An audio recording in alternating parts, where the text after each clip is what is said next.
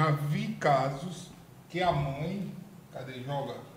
Isso. Já vi casos que a mãe não aceita a possível condição do filho e isso bloqueia uma busca sensata e acaba retardando o tratamento. Perfeito, Málaga. Esse é o preconceito, Perfeito. né? Existe eu ia fazer uma essa pergunta negação. parecida com essa, mas pode falar. Existe a negação e, assim, na prática clínica eu já atuo há mais de 10 anos, né, com essa parte, com intervenção, com diagnósticos.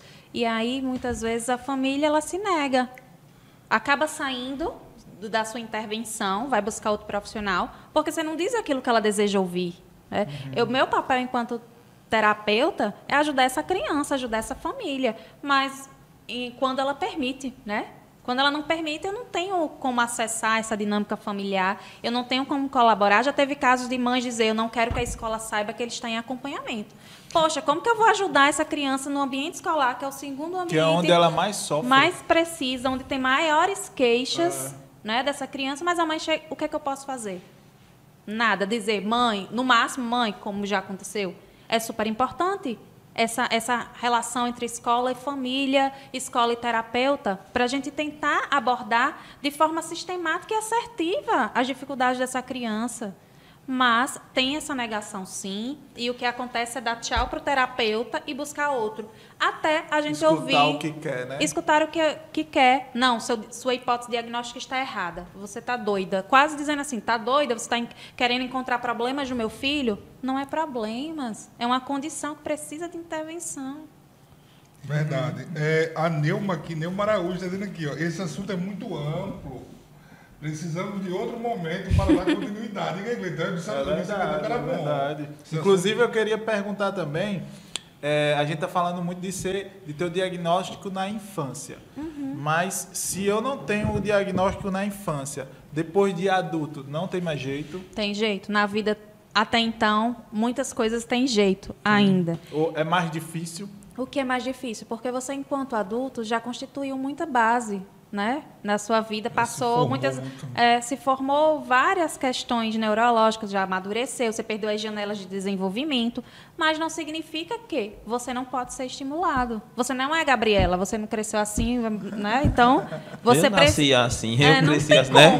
Não tem como. Então, por mais que esse diagnóstico seja tardio, nunca é tardio para intervir.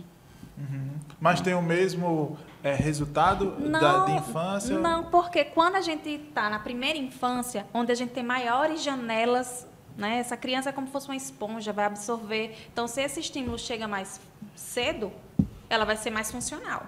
Se ela chega mais tardia, essa criança não tem como desenvolver... Sofreu bastante, né, ao longo desse caminho, porque não entendia essas dificuldades dela. Mas é possível, sim, intervir, independente da idade. Logicamente que vai ter algumas perdas significativas, né, porque já passaram janelas. Ela foi...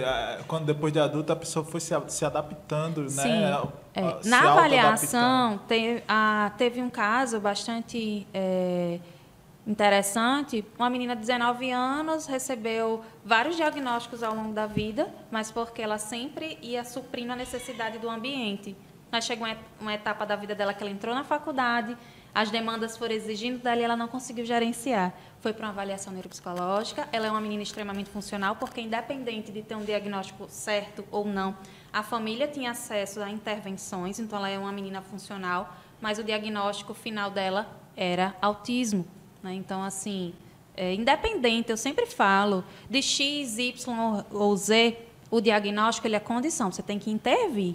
Né? Então, independente disso, vamos estimular quanto mais cedo. Show de bola. Capitão, joga pra gente aí, Raíssa Andrade. Concordo com o Málaga. Hoje a gente tá batendo recorde, viu, Cleiton? Comentário aqui.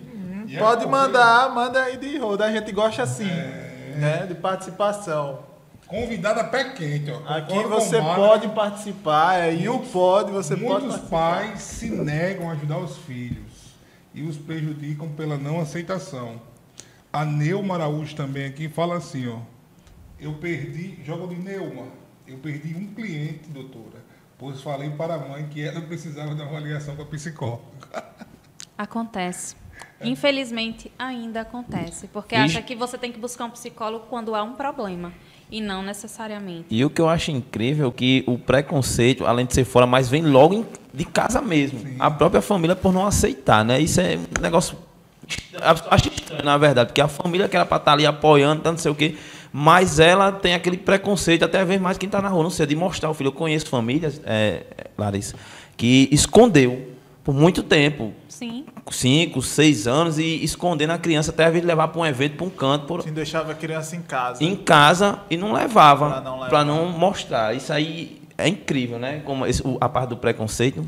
Tem mães que dizem assim, não vou levar ele para o aniversário não, porque vai ter só problema. Eu não vou levar ele e tal coisa. Acaba excluindo essa criança do convívio social, porque é mais viável naquele momento do que expor aquela criança a dificuldade que ela apresenta de socialização, de comportamento mais reativo, de birras, né? Porque muitas vezes ela acha que pode ser birra, mas é uma desorganização emocional. Qual a diferença de birra e desorganização emocional? Birra é quando aquela criança quer, digamos, esse bolo, você vai dizer para ela que ela não vai comer. Aí ela vai se jogar no chão, vai ficar esperneando, né? Aí diz, não, tá bom, você cede, pode comer. E imediatamente ela para. Quando é uma desorganização emocional, você pode oferecer esse bolo, os churros, tudo. E essa criança entra num padrão de desorganização, no loop emocional, que não tem nada que vai acalmar naquele momento. Mesmo que dê o que ela quer. Ela não vai querer. Porque ela queria no momento que já passou. Aí é uma crise que ela entrou. Né? Então, tem que saber diferenciar também o que é birra. Isso aí. E o que é crise de desorganização emocional. Isso para nós pais é muito difícil de diferenciar, né? Eu tenho essa dúvida, né, que o pessoal fala muito, sobre que tem o primeiro, o segundo e o terceiro, né, grau, né, assim... Ela é a melhor pessoa para responder isso aí. Então, esse grau, assim, esse grau, né? Que existe esses graus? Os níveis, né, que fala. Nível 1, nível 2, nível 3. Isso vai conforme a necessidade de apoio que essa criança vai precisar. Se ela vai precisar de um apoio mais substancial, se ela vai apresentar dificuldades em mais áreas. Então, é conforme a dificuldade, que aí é moderado, né? É leve, é grave. Antigamente dizia suporte, mas hoje a gente não chama mais de suporte 1, 2 e 3. A gente não traz essa nomenclatura. Né? Eu vou dar o meu outro testemunho, contar uma história aqui. Você gosta dessas porque dessa questão que até Daniel falou, dos pais esconderem. Isso faz uma... Isso é muito ruim até para quem está ao redor, porque eu trabalhava de motorista Uber.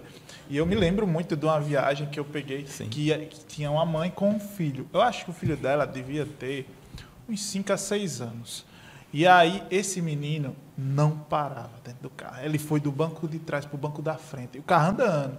E ela no telefone, ligando e tal. E o menino gritando e batendo no carro. Bata na mesa não, que o capitão briga, viu? Eu nunca vi nenhuma criança daquele jeito. E aí eu dirigindo o caminho todo, foi cerca de 30 minutos, eu com esse menino e essa mulher dentro do carro, e olhando que a mulher só estava no celular. E aí eu disse, meu Deus, essa mulher não está vendo que o filho dela está fazendo essa bagunça dentro do carro, não tem condição. Que menino mal criado. Aí eu já estava ficando bravo, né? Já ia brigar com o menino para fique quer de alguma forma. Mas né? algum momento, Cleiton, a mãe falou alguma coisa ou não? Nenhum momento, ela estava no celular. Porque eu estava dirigindo e me prejudica, né? De alguma forma, pode até acontecer um acidente. Verdade. Aí enfim, quando ela saiu, ela falou, moço, me desculpe, é que meu filho é autista.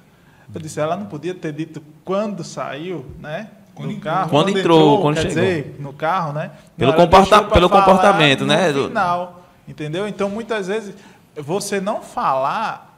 O julgamento das outras pessoas é totalmente...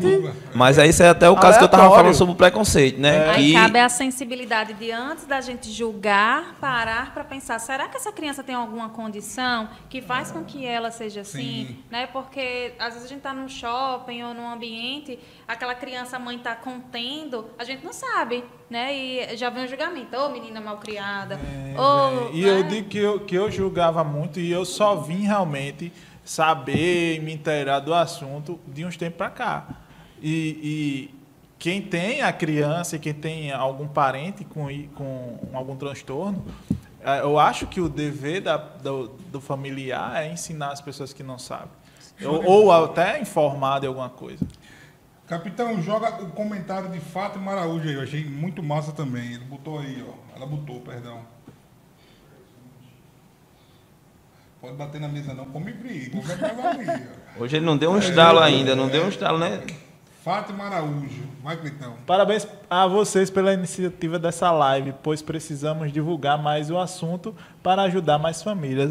Isso que eu acabei de falar, né? Quanto mais divulgado, mais as pessoas sabem até que existe. Porque eu acredito que tem gente que nunca nem ouviu falar. Raíssa Andrade. Muitas famílias precisam dessas informações, é verdade. Então divulguem para o máximo de famílias que vocês conhecem, para conhecer o Josilene Carlos, essa aí, ó. Cleitão. Vamos precisar de um outro podcast para ouvir mais Larissa. É verdade. Né? Montar outro esquema aí para trazer lá. Isso.